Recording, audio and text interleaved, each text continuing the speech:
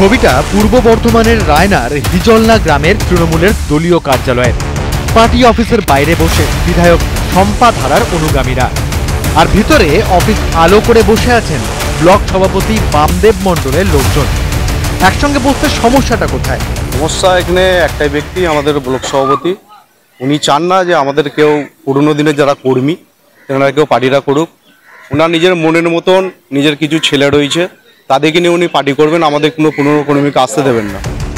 দীর্ঘদিন ধরে কোন্দলে জর্জরিত হিজলনার তৃণমূল কংগ্রেস। এতদিন শাক দিয়ে মাছ ঢাকার চেষ্টা হয়েছিল ঠিকই, কিন্তু এবার ঝুলি থেকে বেড়াল বেরিয়েই পড়ল।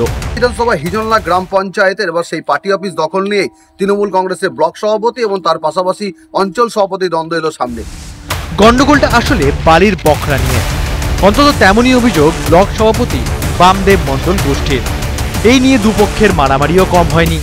বামদেব মণ্ডলের বিরুদ্ধেও অভিযোগ বিধায়ক গোষ্ঠীর। মারধর করেছিল আমাদের টিএমসিডি, আমাদের বিরোধী লবি।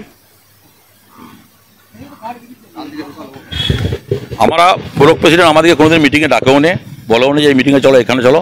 আমরা ওনার মিটিংয়ে যাইও নি, আমাদের ডাকাও নে। যারা পুরাতন কর্মী, যারা এই অঞ্চলে যারা পার্টি করেছে, নেতৃত্ব দিয়েছে, তাদেরকে ব্যক্তিগত রাখা হয়েছে।